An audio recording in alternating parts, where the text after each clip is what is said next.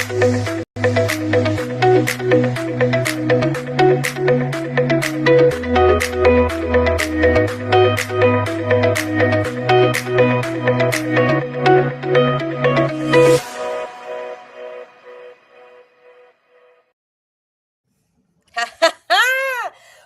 back to the Holy Shiftball podcast, the show where we challenge everything you've been taught about your mind, your energy, and your reality. One cosmic giggle at a time. I'm Bethany, your energetic bestie, alongside my fabulous soul sister, Sharon. Hey, Sharon. Hey, guys. How are you? I am so looking forward to this conversation with these two powerhouse women we're going to have today. Incredible. We are so blessed and lucky to have them. This is amazing. Yes, girl. We are not waiting for permission. Let's jump right in. You ready? Absolutely. Ready to go. All right. So, Marlene Sharp, girl. Marlene is an Los Angeles-based producer, writer, and story editor, and the founder of the Pink Poodle Productions. She's worked across major projects in animation and entertainment, including the Sonic Boom and the Sonic Hedgehog film, and is currently producing writing on MONGLY. Did I say that right? Syndrome. K-pop odd couple. And what I love most is Marlene is actively creating opportunities for neurodivergent talent. Yes, not just talking about it, she's creating it.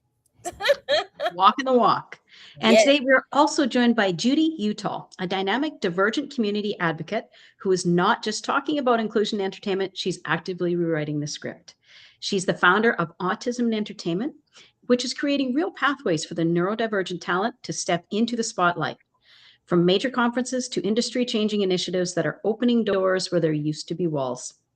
Judi brings both strategic expertise and heartfelt purpose to her work, as having the lived experience of being the mother of a son who was diagnosed with high-functioning autism at the age of 3. But true testament to Judi and her work, her son graduated from California State University with a major in cinema and television. Ooh. All right. And together, these ladies are heading up 2 amazing events that bring awareness to the neurodivergent community.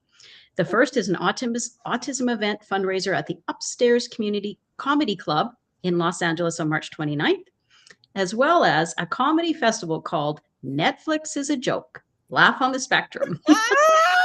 And that's being held on May the 4th in Los Angeles. So without any further ado, let's bring on Marlene and Judi.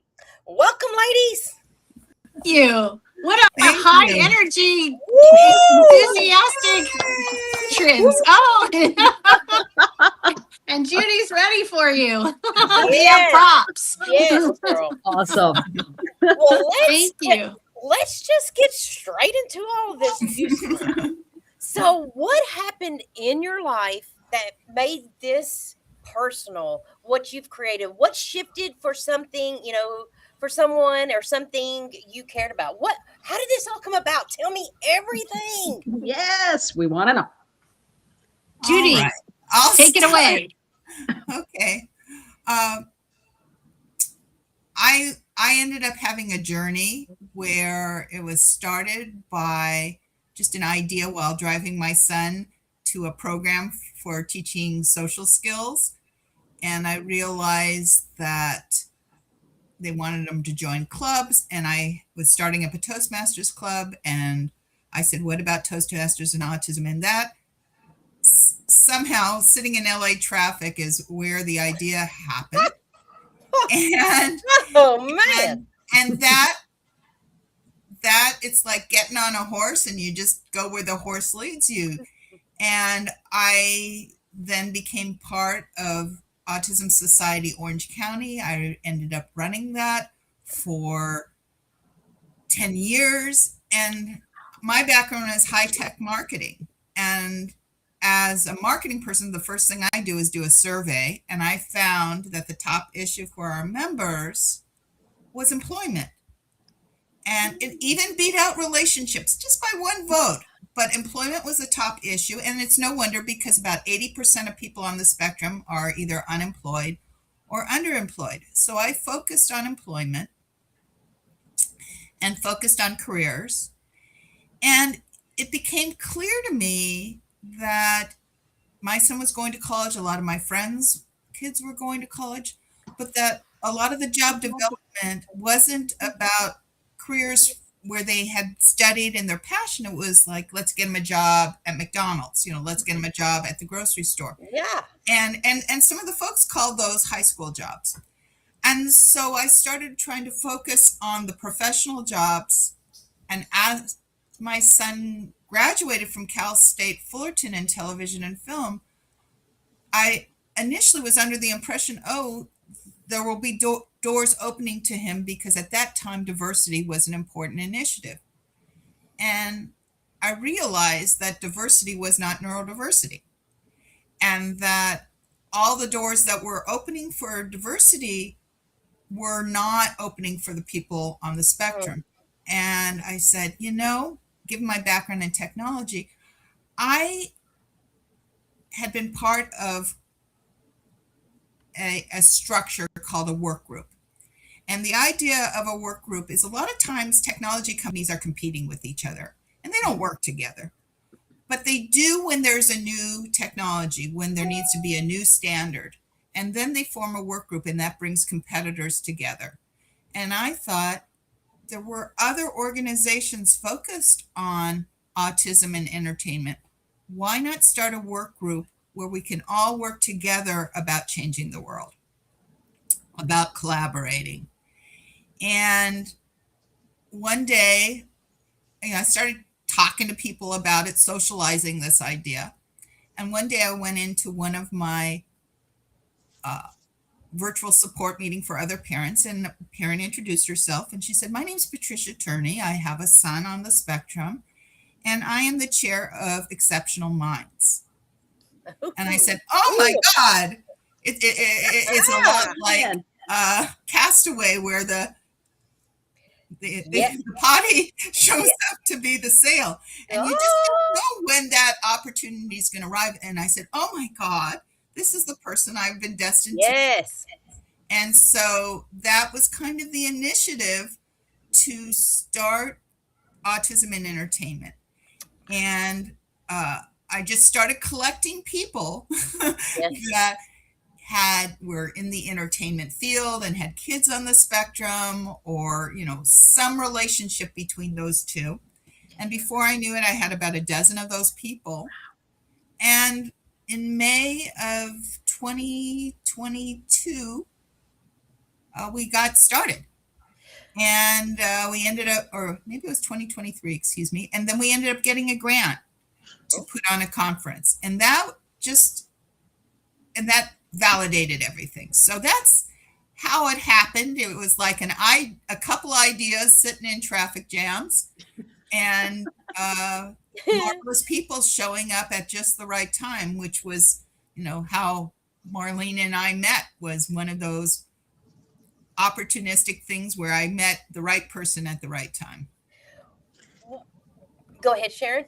Oh, sorry. I was going to ask Marlene what her moment was that got her going down this path, and then, unless you want to ask questions to Judi first and then switch over to Marlene. No, you should hear Marlene's story. Okay.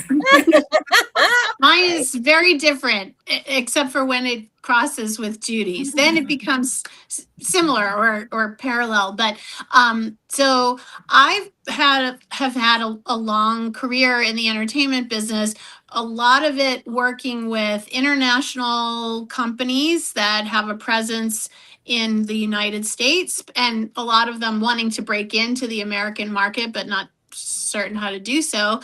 And then a lot of these companies specialize in merchandise-driven entertainment. So I've worked with a number of Japanese companies that have intellectual properties such as anime and manga that they would like to westernize a bit and export to the rest of the world. So Bethany had mentioned Sonic the Hedgehog. Yes, Sonic is a previous boss of mine.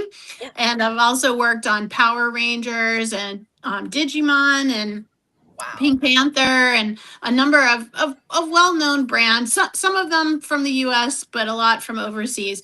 And so a lot of the merchandise-driven IPs that I've worked on have merchandise and toys and then animation also to go with that as a tool to sell the merchandise.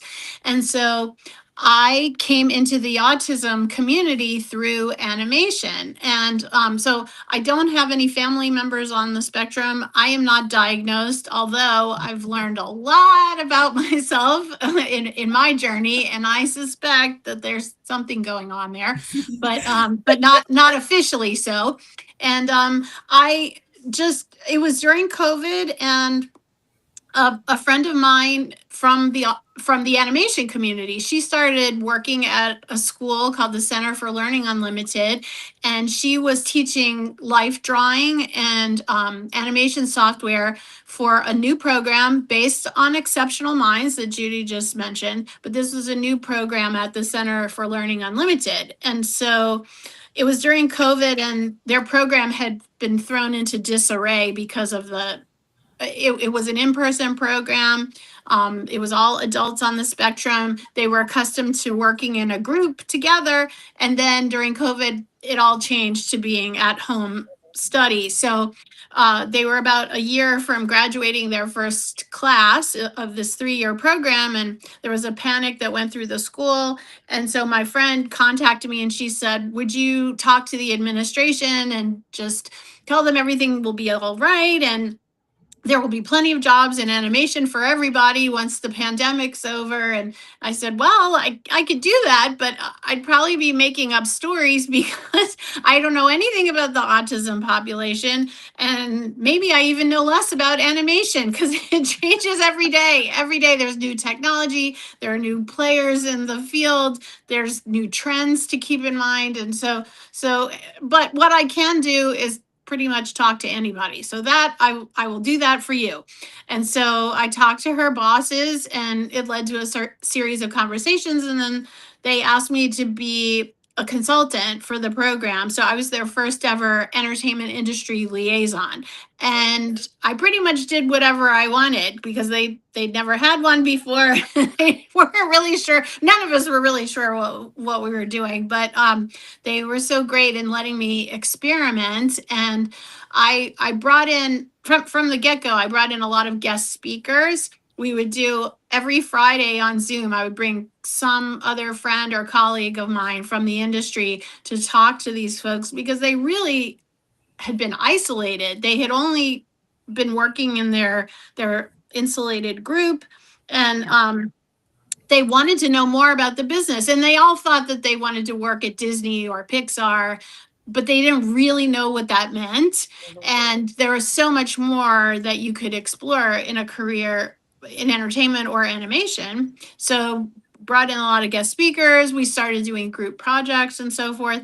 And then we opened a studio for the graduates. So when the first class graduated, they were able to go straight into supported employment. So they would get paid for a couple of hours of work per day. And it was through a program enabled by the state of California and the Harbor Regional Center, which is a local, I don't even know what you would call the regional centers, Judi. What are some of these jobs? What are they doing? Yeah, that's a good question. So when I was involved with starting Brainstorm Productions, we set it up like a regular animation studio. So what would happen would be I would go out into the community and look for work for hire projects to bring back to the studio that our team could work on. And we had a division of labor based on people's skills. So I had to do a lot of skills assessment and really because the types of projects, it was a matter of matching projects with the talent that we had. And not everybody was good at every aspect of some people were really good at voice acting or music, composing music. Some were good at designing characters. Some were good with making the animation move, like using the software and things like that. So so I had to go out and find people who wanted to pay us to do projects that matched our skill set. And so it was a divide and conquer kind of a thing. So everybody had a different role, storyboards or post-production, sound record, all these different things. And then we ended up in the beginning, and I think this is still part of the mandate there, because I don't work so closely with Brainstorm anymore. I work with other autism nonprofits, but we worked with a lot of children's book authors, a lot of independent children's book authors. This seemed to be a very good fit because the budgets weren't that big, but then there weren't a lot of deliverables that were expected. Mostly it was independent authors who'd maybe done a little bit of work on a children's book and they needed some more help with illustrations, and then maybe a little bit of animation, like a book trailer type of thing. And so one of our big success stories early on was a book about a cat, Willow's Tail, a black cat. And we did 2 short films based on Willow, and then we ended up illustrating a number of the books. And we went to CatCon and we helped the author to promote at CatCon, which, if you're not familiar with CatCon, Oh, is okay. No. magnificent. Even if you're not a cat lover, you will become a cat lover after going Marlene, to CatCon. how would you say these amazing, I mean, talented beings, how are they feeling coming off of these jobs and, getting to be, a storyteller, an artiste? I mean, how is that? What are they feeling? Put me there in their emotions, in their field, in their realm. Well, for the most part, they like it. But it's funny because, we are in Hollywood here, Right. and these folks are on the spectrum, but they are pretty savvy. I would say they're savvier than people who don't live in and around LA, in that they know people, neighbors, friends, parents, and all who work in the business. And so they're a little bit more cynical than somebody who's in middle America. So they didn't like every project that I brought in. And it got to a point where it was, Marlene, too many cat projects, because we became the go-to studio for cat stuff, especially independent authors who had books about cats, who wanted to make book trailers and so forth. So so at a certain point I was told, don't bring in any more cat projects. I mean, that, like, our artists were not just going to take anything. Like, they had graduated from cat projects, is what they were telling me, and they wanted to do other things. Right. So yeah, it became challenging to find the right balance between the potential clients and their budgets, and then the folks that we had in our studio, because we were also always graduating a new class every year. Yeah. So we'd have new people coming into the studio, and then the ones who started out in the studio would get better through the years, and so then they'd want to do more sophisticated things. So actually, that studio has shifted its model. There's not really a focus on the work for hire so much anymore. They are more about creating originals and putting them in film festivals, and which we did a bit of that when I was there.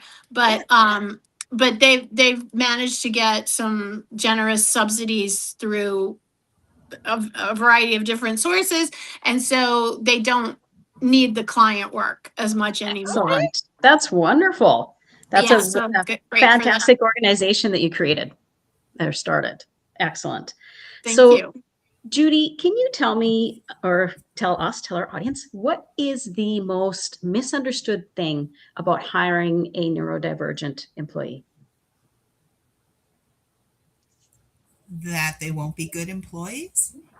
I think that, I grew up working in technology, and I'm used to HR being, in a sense, a barrier Okay. to hiring different. And Mhm. that's just what it says, is hire different. Yes. And they Love it. look at it as a risk, that if they hire different instead of a bunch of people that are the same, that they will introduce risk to the environment, and that these people will be problematic, and who knows. Okay, that's what's misunderstood. Judi, What we've learned is that these are great employees. yes. One, they're so creative, and a lot of times in this sequel quicksand that Hollywood is falling into, they lack that creativity. Mm-hmm. And these are people that are super creative. And what we've learned is that Hollywood is already hiring different. They just don't know it. That there are Oh. a lot of the famous directors, a lot of the um, animators, music composers, they're all on the spectrum. They may not know they're on the spectrum, Oh. But we or they do. may not have told people You they're on the, recognize it. but it's a secret that they're all aware of. They'll say, "Oh, that guy's on the spectrum. That guy's on the spectrum." Part of this, I'm on the spectrum. yeah,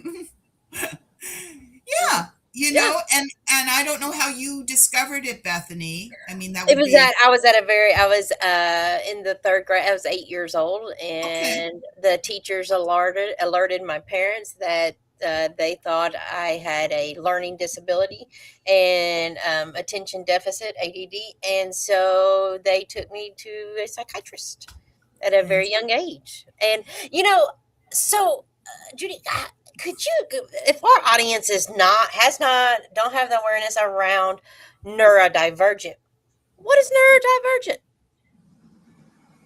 So neurodivergent is, I guess, clinically when this person is off the norm, okay? And there's certain labels that there's different types of neurodiversity. It could Mhm. be ADHD, where they're hyperactive and they're thinking about all sorts of different things. That's me.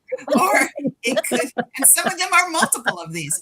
So autism, typically the way that presents is maybe being a little bit reclusive, but there's also people on the spectrum that are very, very verbose and have these passions for their area of expertise. So it presents itself, as being different from the Mhm. typical It's my normal superpower. behavior. Yes. And that exactly, It's my exactly. superpower. That's what our conference, one of the themes that really emerged. And we knew we wanted it to emerge, but it's just every single presentation had certain elements. And one of them was exactly that, Bethany, that being on the spectrum was a superpower. It is. And it was a superpower because they may have a passion or skill set in an area that is just beyond the norm Mhm. in terms of, as an artist, or in terms of my son's ability to remember everything he sees. There's that. So another theme of that conference was that I don't know about you, Bethany, but a lot of the people on the spectrum have very high anxiety level. They get stressed out, and it's because they want to do things perfect, and so they're fearful that they're not going to do things perfect, and they react to that. That maybe they react by not doing anything, or they may just freak out. So what the theme of that, many of the people who had been successful is not to fear failure. Yes. And that was a key thing that I think you need in order to get beyond the diagnosis and have a career, is you need to be able to take chances and to put yourself out there. And failure isn't failure, it's just feedback, right? It's not exactly, and feedback. it's part of you learn more from failure than you do from success. Absolutely. Marlene, speaking of success and failure, now that you're dealing with having a neurodivergent people hired, are you finding more doors are opening? Are people becoming more receptive to it? Or is there still a barrier there where people are hesitant? Like, do you have, since you've been doing this for the last number of years, are you making greater headway and finding more opportunities available? There are more opportunities. Although this is a particularly challenging time in Hollywood, even for neurotypical people. So any kind of resistance that I have experienced is across the board, neurotypical and neurodivergent. It's just we're not hiring. We're looking for where our money and our next opportunity is coming from. So there's been a lot of consolidation in Hollywood, mergers and acquisitions, and then the big players are crying poor mouth and shrinking. And when that happens, even if the smaller players are doing okay, they will follow suit because it's like, oh, the sky is falling, the sky is falling. So generally, I've had a positive reception when I also represent 12 actors who are all on the spectrum, and I submit them for film and TV roles, and oftentimes they will audition for neurotypical roles. So it just so happens that they're on the spectrum, and that's the way I market them to give them an edge. Actually, I position that as an edge, and they've done quite well. But it's just the numbers of roles for everybody is shrinking, or seems to be, and this is just an unusual period of transition, and so yeah, but it's never been, hey, jobs for everybody in Hollywood. It's always been competitive. I've been in this business for a long time, and I never felt like, ooh, I can just kick back and rest on my laurels. No. And even celebrities, you would be surprised, some of the big name people who are quite paranoid, even in the best of times, that people will forget about them or they'll become irrelevant. And so anyway, but yeah, I think the climate is improving for folks on the spectrum. I think that there have been success metrics showing that we're making progress. Okay, are we there? No. But I'm going to point out that Marlene is the co-leader of an affinity group for the Television Academy on diversity, accessibility, and disability, accessibility, and neurodiversity. And that's amazing that they chose to have an affinity group on that. That's like a recognition that didn't exist. That was the type of thing we wanted to happen. More and more scripts are being written and animated series are coming out featuring individuals on the spectrum. There was Call the Collector on PBS. It's a series that has a main, two characters that are on the spectrum. And they're recruiting people to play people on the spectrum from people on the spectrum, which used to not, Destin Hoffman played, Rainbow. Right. Exactly. Yes. So that is changing. And so there's definitely change afoot. Marlene's right. When we got started planning our conference, we were dealing with the writer's strike and the actor's strike, and now we've got AI, and I mean, there's all these, we had COVID, and we have so many things working against us. Barriers to success. Right.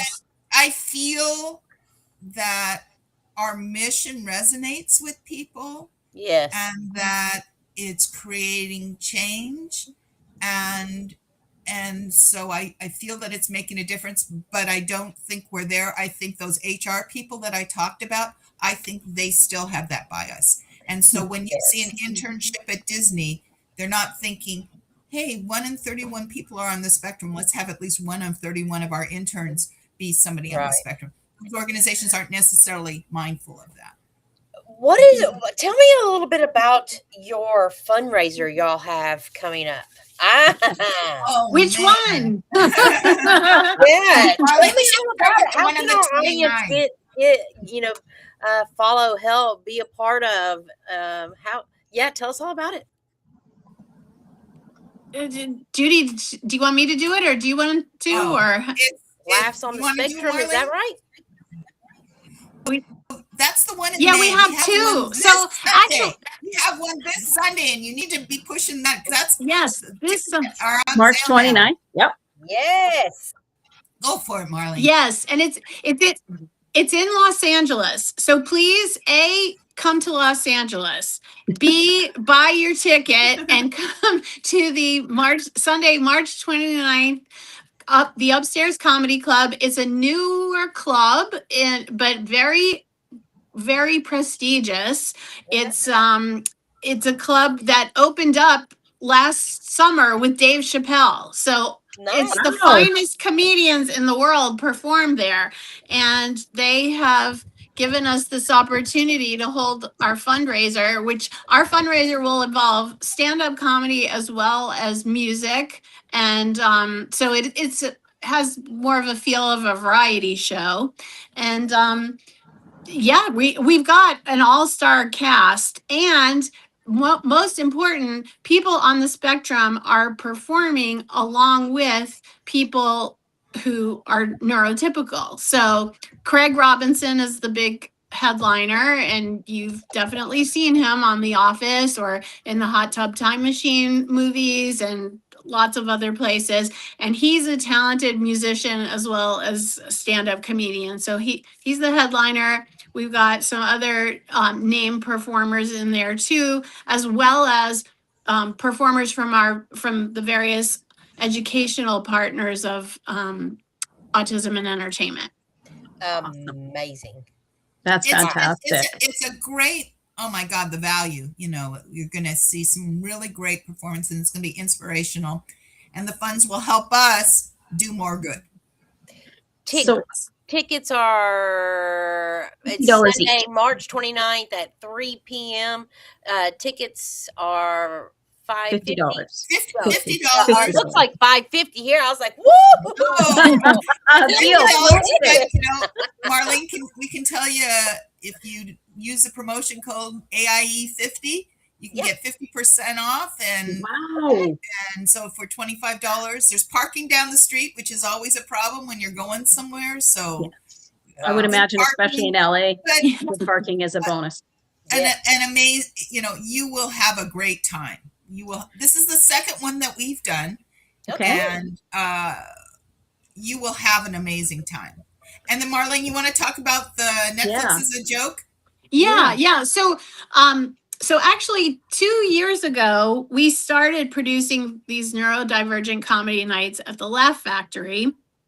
And it happened due to a professional relationship that we have with a gentleman named Rob Kuttner, who is a writer, producer, and now we're business partners, he and I. But he is very well acquainted with the Laugh Factory through writing for their production company and so forth. And so he's the one who opened the door to the Laugh Factory through his relationship with Jamie Masada, the founder.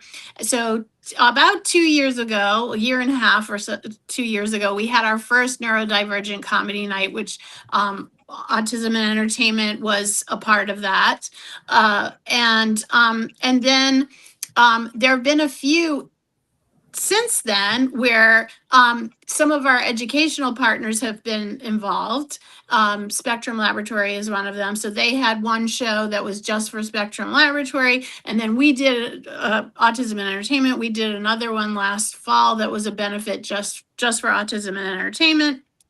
So anyway, so the cut to a few weeks ago, and the Laugh Factory is part of this big festival that Netflix puts on every year called Netflix is a Joke. And it's basically to promote the Netflix comedy department, their division. So Netflix does tons of stand-up specials and sitcoms and movies and things that are comedically focused. And so for the last 6 or 7 years, they take over the city of Los Angeles, and at all these different venues for a week, there's a week of special performances and all kinds of stuff. So the Laugh Factory is at the forefront of that comedy festival. And so Rob, being plugged in at the Laugh Factory because he works closely with them, he happened to be talking to Jamie Masada and asking about, hey, what's Laugh Factory doing for Netflix as a joke festival? And there was some time that was available, and Rob said, could Marlene and I have it to do something for autism? Could we have an autism focused or a neurodivergent focused show? So Jamie said yes. And so then I told Judi, and suddenly we're planning this big show that is now the opening show for the Netflix is a Joke comedy festival. All right. And Yeah. to point out a few things. One is there's another support group, Next for Autism, and every year they sponsor a huge comedy show called Night of Too Many Stars with people like Jon Stewart and Stephen Colbert. Okay. And they do it every year in New York, and that's their big fundraiser. Well, this year they're doing it at the Hollywood Bowl. Nice. And it is, and Netflix is a sponsor. So this Netflix as a Joke in May is leading towards this huge comedy event at the Hollywood Bowl.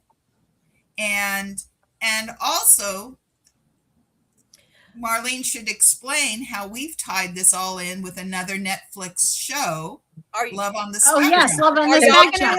are y'all gonna have media? Y'all gonna have clips? Something? Oh yeah.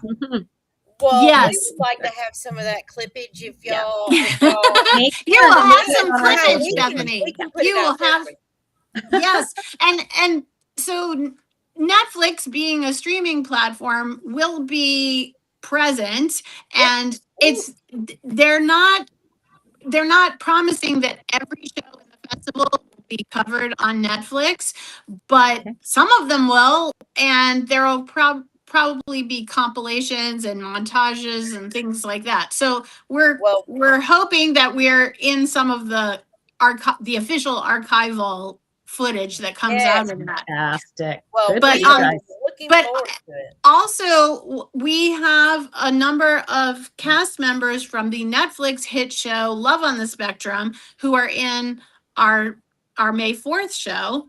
Yes. And it's a little bit siloed at Netflix. It's not, so this is specific, the festival is specifically to promote Netflix comedy. Netflix comedy doesn't necessarily talk with Netflix reality division and say, hey, how could we help you guys out? Yeah. But like Judi said, we connected the dots, and we have some very talented folks in our circle who are on the spectrum, who are on Love on the Spectrum, and who are good at comedy. So we have put them in our show. And the number one is Danny Bowman, who's really done so much for autism and entertainment. And she's one of the breakout stars of Love on the Spectrum, and also one of my talent management clients.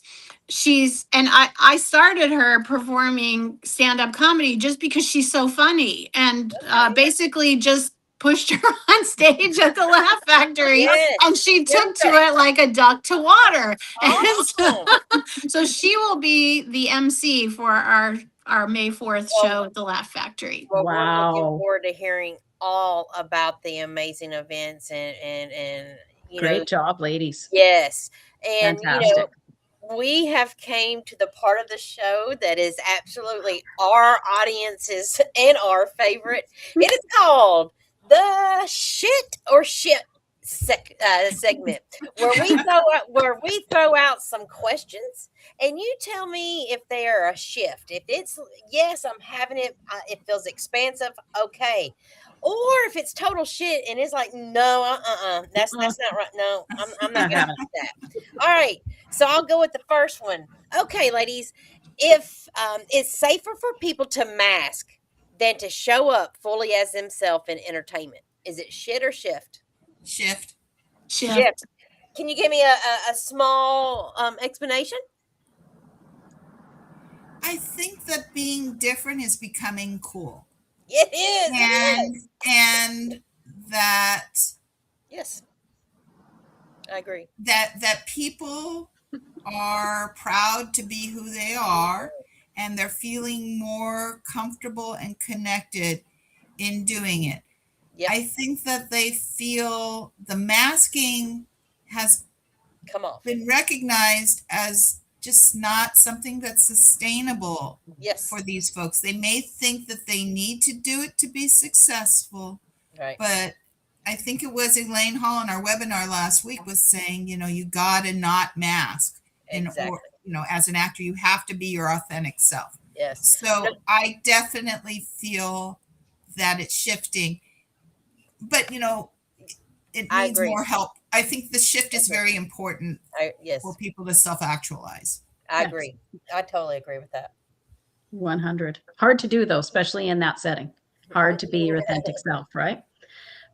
Inclusion initiatives, meaningful change in the industry, or corporate checkbox energy? Shit or shift? I think it's shifting. I think, well, one thing, I think the current changes in Washington, D.C. has created a bubble of confusion within corporate America about inclusion. And so that's creating a shift. I think that in people's hearts, they want to still be inclusive. So I think that is still going on. So I think it's become more than just a checkbox, because I think the idea of it being a checkbox has become almost dangerous for organizations. So I think it becomes more of an initiative of the creative community or the employer, the actual people making the hires, to be more inclusive. So it's definitely not the same as it was 3 years ago. So it's definitely shifting. Marlene, do you agree? Yeah, I agree. I agree with that. Awesome. All right. Opportunities for neurodivergent talent should be created and not waited for. Shit or shift? Shift. Shift. Yeah.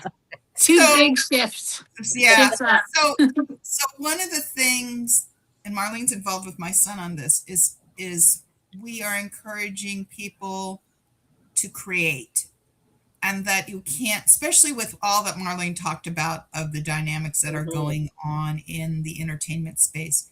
You cannot, those same dynamics actually create opportunities for people to develop their own content and show them on streaming sites and build awareness.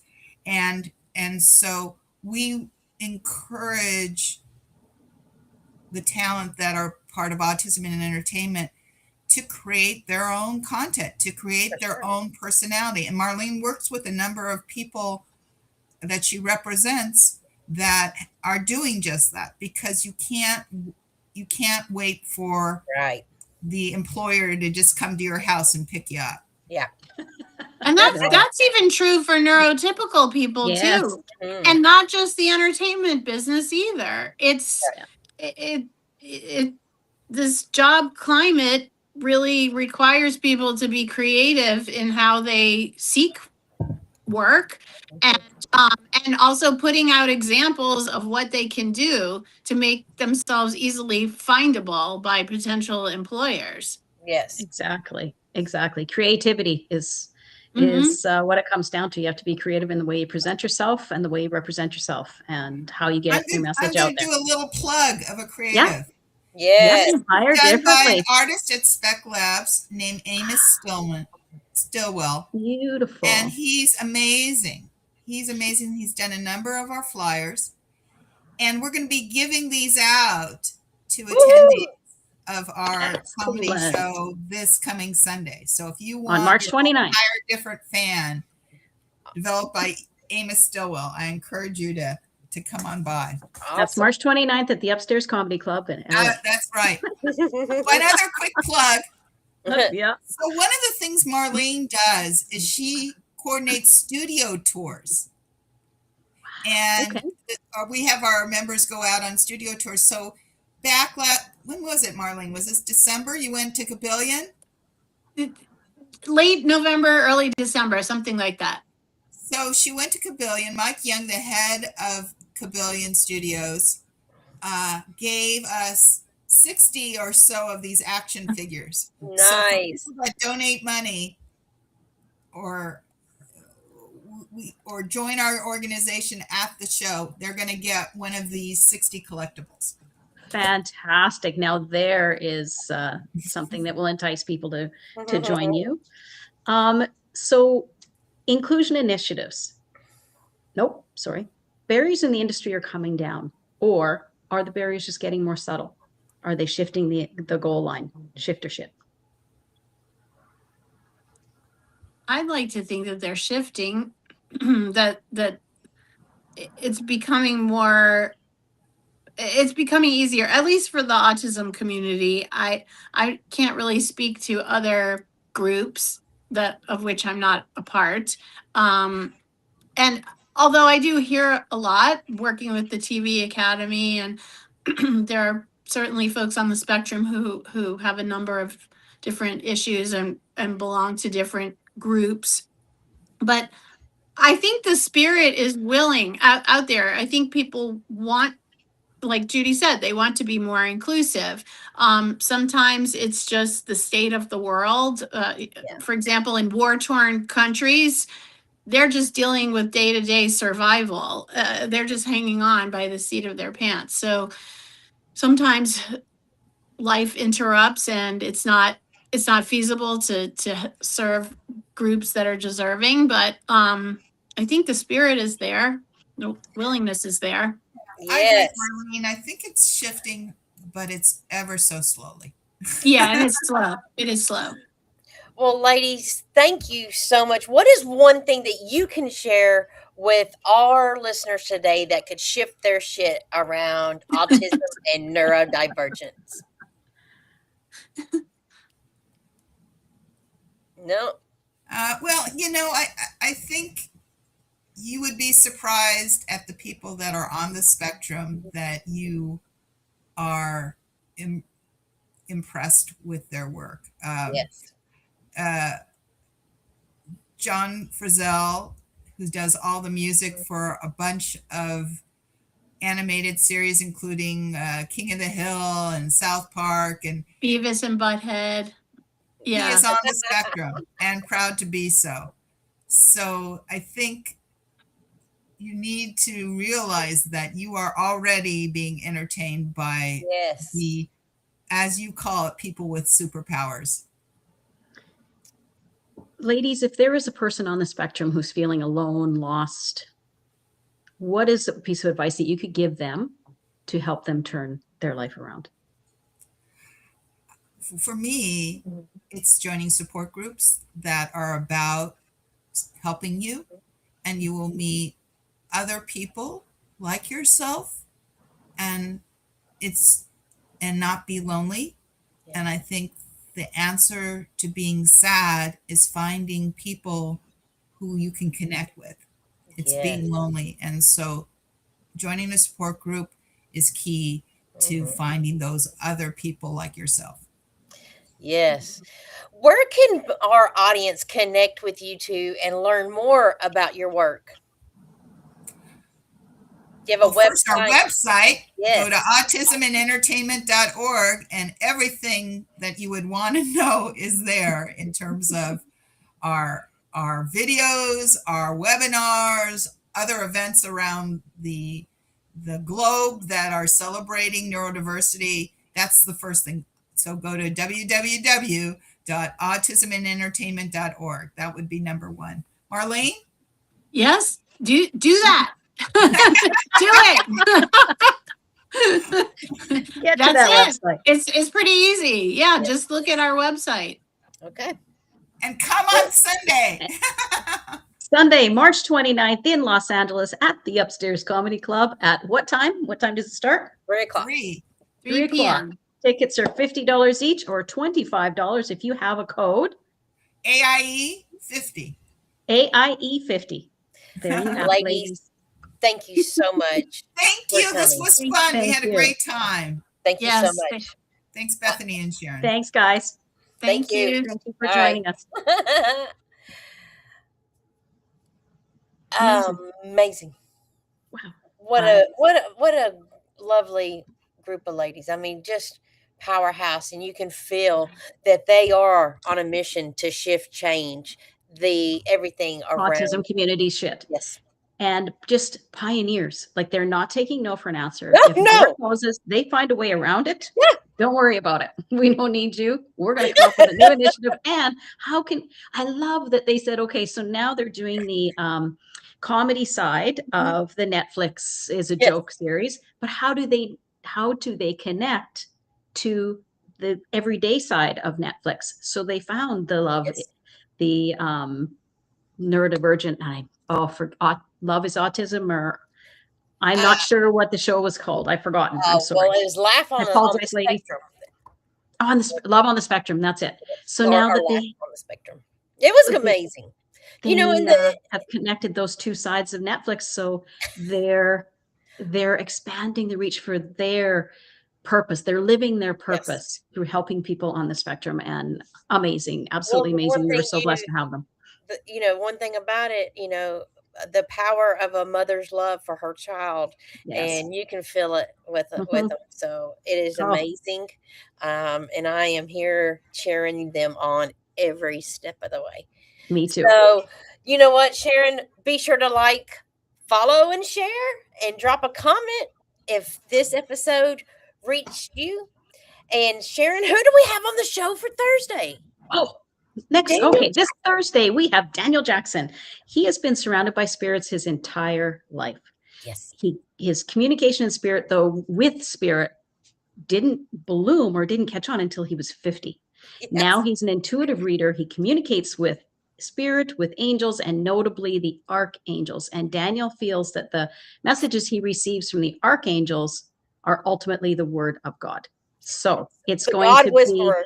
be the God Whisperer. We have the God Whisperer on the show this Thursday. So do tune in to see what messages Daniel has from the archangels for us, for you, Yes, for girl. everyone. Well, Sharon. And one more time, let's plug the Marlene and Judy's upcoming events. So we have the fundraiser, the Autism event fundraiser at the Upstairs Comedy Club in Los Angeles this Sunday, 3 p.m. at the Upstairs Comedy Club, which is what I already said. And then on May the 4th, they have Netflix is a Joke, Laughs on the Spectrum series that begins on May 4th. So please check them both out. Go to LA and so show some support for the neurodivergent community. All right. All right, girl. You're up. Well, Sharon, Yes. remember, Mhm. when life kicks you in the balls, be sure to tune in to your Holy Shiftball podcast. We will help you turn that shit